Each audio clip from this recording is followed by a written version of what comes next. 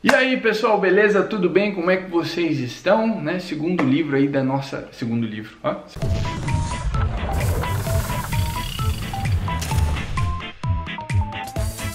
Segundo vídeo aí da nossa série sobre teologia da libertação. Esse vídeo eu vou ter que dividir em 3 partes. Por quê? Vamos usar esse livro aqui de referência. Eu acho muito bom mesmo. Quando eu elogio um livro, não significa que eu concordo com ele. Mas é muito bom você ter contato com uma ideia diferente, porque assim nós crescemos. Se você só lê a mesma coisa, se você só anda com gente que pensa igual, você vai crescer como? Não sei. É muito interessante, porque ele fala de uma viagem para 3 lugares diferentes que um grupo de teólogos fizeram e vão contar como a teologia da libertação, ela atua, ela existe, ela é necessária ou ela não é necessária nesses lugares, né? Cuba, Rússia e China. E aí nós veremos que onde uma revolução armada, a conquista do poder, ela se deu por armas, ela se deu de forma militar, se deu de forma guerrilheira, revolucionária e tal, não foi necessário uma ressignificação das coisas da doutrina cristã. Essa instrumentalização às vezes não foi necessária, mas existem lugares que ela é necessária. Existem estratégias para conquistar o poder de forma militar e tem lugares que você vai conquistar de forma cultural. E nesses lugares a teologia da libertação vai atuar muito forte. E um aviso muito interessante, muito importante que eu quero fazer. Embora eu não concorde com nada da TL, tá? Quando nós falamos do passado é muito difícil. Por quê?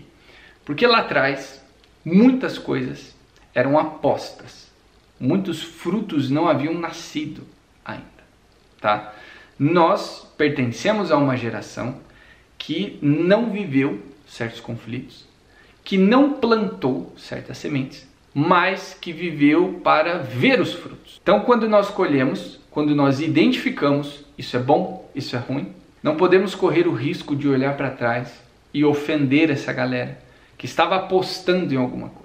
Criticar uma ideia não significa odiar quem pensou isso, tá? Eu quero deixar isso muito claro, porque eu vejo que tem muita gente que tem essa dificuldade, acha que porque você pensa diferente, você é inimigo. Muito pelo contrário, você vai crescer muito estudando quem pensa diferente. E é o seguinte, vamos começar aqui essa primeira parte do livro. E aí um dos primeiros relatos, aqui na página 14, as mercadorias são racionadas, mas é para que haja para todos. Olha que maravilha de lugar, que você tem que racionar a comida para dar para todo mundo. Mais para baixo diz aqui, os velhos e as crianças têm direito a 1 litro de leite por dia, e o leite custa 1/4 de peso. Entre parênteses aqui, $1/4. Agora, se você não pode comprar por la libreta, racionado, você pode comprar por la libre, no mercado aberto. É só ter dinheiro. Cara, mas num país fechado, né, vamos pensar aqui, tempo de pandemia, em que você tem alguns representantes do governo que parece que te odeiam, te impedem de trabalhar de qualquer jeito, fazem festa, enfim, né, vão viajar para outro país, mas você tem que ficar em casa. Já é difícil pagar conta. Imagina você ouvir alguém falar assim, não, mas você consegue, é só você ter dinheiro. Entende? Nós sabemos que a salvação, ela também passa pelo social. Ela também passa pela história. Deus atuando na história do homem, vindo de encontro com o homem, ao mesmo tempo que o homem vai de encontro com Deus. Então, certas realidades não tem como serem ignoradas, né? Agora, você apoiar um sistema, elogiar um sistema, já é demais, né? Ainda mais um sistema ruim. E aqui, vamos para a página 16. Vou pular algumas coisas ali para não ficar muito grande, que aqui é uma das comparações que eu acho mais interessantes e que eu falei no primeiro vídeo, dessa ressignificação. E diz aqui, com certeza todo o povo cubano fez seu êxodo do Egito e da casa da servidão.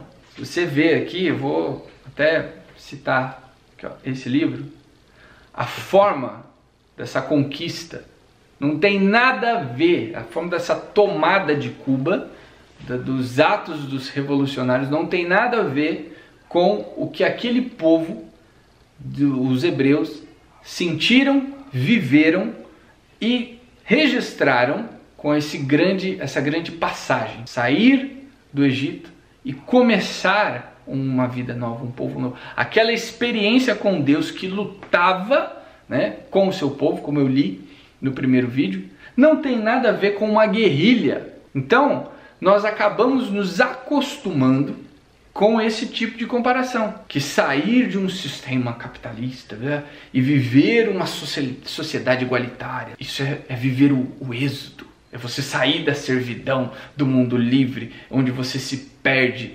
comprando tanta coisa e você vive de maneira pura, linda, maravilhosa, com todos iguais, sem violência, sem um querendo ser melhor que o outro. Todo dia tem gente fugindo dos Estados Unidos para morar em Cuba, né? Nossa Senhora, né? Como eu falo, muito fácil elogiar o outro, criticar, mas você volta ao mundo livre. E mais pra frente aqui, olha só que interessante que diz aqui na página 20. É o que os membros do partido já são gente selecionada, gente que se distingue pelo trabalho, honestidade, aplicação em favor do povo. Assim, não é qualquer um que pode entrar no partido e assim não é qualquer um que pode ser indicado, né, como candidato. Como é que você vai crescer dentro do partido? Aqui nós temos diversos partidos e tal, mas não é uma questão de seleção de você é contra a revolução ou a favor.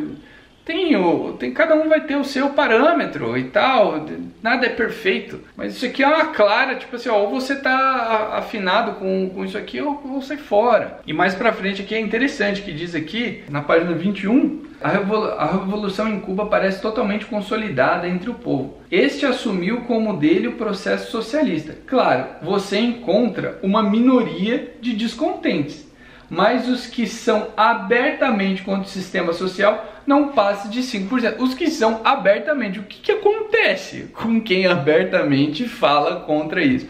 Aí você pensa que um teólogo que deveria pregar a liberdade em Cristo não significa que você tem que ser revolucionário, que você tem que apontar o dedo para os governantes e provocar a revolução, não, mas a felicidade do teólogo é ser um evangelizador, é estudar para preparar a próxima geração. Não tem sentido em você estudar a história da igreja, a doutrina, se você não amar isso, se você não quiser transformar o mundo, mas para o Cristo, não em favor de uma revolução. O cara afirma isso, tipo, tem, mas publicamente não passa de 5%, é claro. Né? Diferente daqui, que hoje nós vemos, todo mundo fala mal de todo mundo e tal, uns são penalizados, outros não e tal. Você vê, quem que aqui vai querer publicamente, né, falar que é contra, né? Para não ficar, né, mais preso somente em política. A ideia também não é ler o livro inteiro, né, não ficar enorme esse vídeo, mas tem mais dois exemplos aqui que eu gostaria de dar, né? Entendo a visão governamental, de estratégia, de engenharia social, tudo bem, caminhamos sobre isso aqui, mas o que eu não entendo é um teólogo olhar para isso e ver beleza. E quando nós vemos aqui na página 28, o regime apresenta a Che como figura do homem novo. Ensinam-se as crianças a repetirem em coro, com a mãozinha na testa em sinal de continência: seremos como El Che. Hart, o ministro da Cultura, nos explicava que Che tinha vocação de mártir, era homem do sacrifício até o heroísmo. Fidel disse a Beth que se Che fosse católico, teria todas as condições para ser canonizado. Isso é piada, né? E olha só, vamos recorrer aqui um pouquinho a esse livro aqui. Fala sobre a dificuldade dos revolucionários para a tomada do poder. E falta de armas, e a saúde complicada, e você vai ver. Nossa luta contra a falta de preparo físico, ideológico e moral era diária. Os resultados nem sempre favoráveis. Muitas vezes pediam licença para ir embora pelos motivos mais insignificantes. E caso fosse negada, acontecia a mesma coisa. Ou seja, tinha muita gente lá entre os guerrilheiros que não acreditava naquela causa. Não queria estar ali. Foram forçados. Ou você está ali ou você morre. E o cara chega uma hora, pô, não quero, não é essa vida que eu quero para mim. E aí, continua. A deserção era castigada com pena de morte. aplicada no lugar da detenção. Algo tão bom a ponto de quem não quer ter que ser executado. Nossa, mas não tem como recusar um negócio desse, né? Fala aqui: de muitos esforços sinceros de homens simples está feito o edifício revolucionário. Nossa missão é desenvolver o bom, o nobre de cada um e converter todo homem em um revolucionário. Esse era o ideal de homem novo. E aí eu gostaria de chamar a atenção para vocês para a carta de Paulo aos Filipenses. Nossa, Felipe, mas são coisas completamente diferentes. Esse aqui, lá da Revolução Cubana, e o outro lá atrás do primeiro século. Mas eu não estou querendo colocar como iguais. Estou querendo colocar qual deveria ser a referência do teólogo. Qual deveria ser a referência de quem ama a doutrina, que já estava pronta. Nosso dever agora é amar e proteger isso. E olha só o que ele diz aqui, que legal, no capítulo 3, do versículo 10. Anseio pelo conhecimento de Cristo e do poder de sua ressurreição, pela participação em seus sofrimentos, tornando-me semelhante a ele na morte, com a esperança de conseguir a ressurreição entre os mortos. Ou seja, lutar pelo Evangelho, lutar por Cristo para ressuscitar com Cristo, não matar quem pensa diferente. Nós vemos a conversão de Paulo, que tanto perseguia a igreja, e depois ele deu a sua vida para a igreja. Como é que um teólogo olha para esses dois exemplos e fala que, nossa, realmente esse aqui é o homem novo? E todo o trabalho que Cristo teve, toda a vida pública, nascer, se desenvolver, formar os grandes apóstolos, dar a sua vida, derramar todo o seu sangue, fazer tudo aquilo que o homem não pode fazer para se salvar. Esse não é o novo homem. Nós temos que fazer essa comparação não com a salvação em Cristo, mas com a revolução. Como assim? E continuando aqui, eu acho interessante que ele vai dizer aqui na página 33, logo em nosso primeiro dia de Cuba fomos visitar oficina de assuntos religiosos ligada ao partido. Como é que uma oficina de assuntos religiosos que está ligada ao partido, que vai fazer o que o partido quer, qual é a liberdade que você acha que ela tem de obedecer Roma, obedecer a doutrina, obedecer a voz do Papa e não obedecer o partido quando o partido estiver errado? Eu concordo que deve existir uma conversa sim entre igreja e Estado, né? Mas não uma submissão de um para com o outro. Continuando aqui, ó, é preciso saber que com a Revolução o clero ficou reduzido a 98 sacerdotes. Aí ele diz, né? Hoje, portanto, há mais do que o dobro. Mas durante esse processo de revolução é tão legal, nossa, tão bom, que reduziu até o clero. Cara, homem desarmado, que está ali para catequese, para obra social, mas não está a favor da causa, pum, morre. Perguntei sobre as reivindicações que a igreja faz ao governo. Disse-me que eram várias, entre as quais maior facilidade à entrada de padres em Cuba. Nos últimos 4 ou 5 anos chegaram entre 14 ou 15 sacerdotes de fora. Acesso aos meios de comunicação social, rádio, TV e jornais, direito de ter revista própria, acesso dos católicos praticantes aos postos de direção do partido, nas organizações de massa, nas universidades e etc. Também a entrada de livros é controlada. Ou seja, o católico praticante, o católico que ama a sua igreja, o católico que ama a sua doutrina, que busca a evangelização, busca realizar a obra de Deus, não a causa do partido revolucionário, eles não são bem-vindos. Eles não têm o direito, eles não têm uma voz ativa. Isso é só para quem está a favor da causa. E aí um teólogo achar isso super legal, que essa sim é a verdadeira causa, que atua em favor do povo.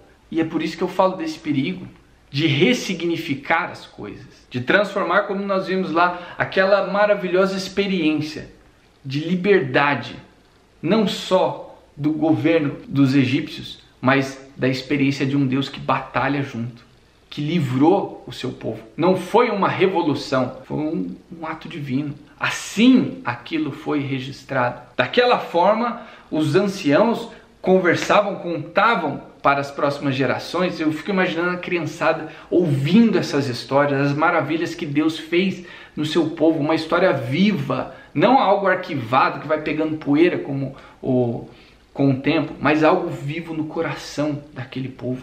E isso é transformado em politicagem. Acredito que possa resumir a visão de Fidel, a visão que Fidel tem da religião, como esta, a sua afirmação. O que importa, finalmente, não é ser comunista ou cristão, mas sim revolucionário. Se entendermos, aí vem, olha que... Se entendermos revolucionário no sentido de compromisso para transformar as estruturas de injustiça em estrutura de justiça, veja aí uma prova decisiva de uma árvore, que era para Jesus a prova dos frutos. Olha a transformação do cara que tomou a ilha de forma de revolução, que diz que não importa cristão, comunista, ele tem a visão dele. Que bom, né? Eu teria horas de aula com esse cara. Eu queria aprender com esse cara. Não é porque eu penso, tipo, como eu disse, não é porque eu penso diferente que eu distrato, falo que é lixo.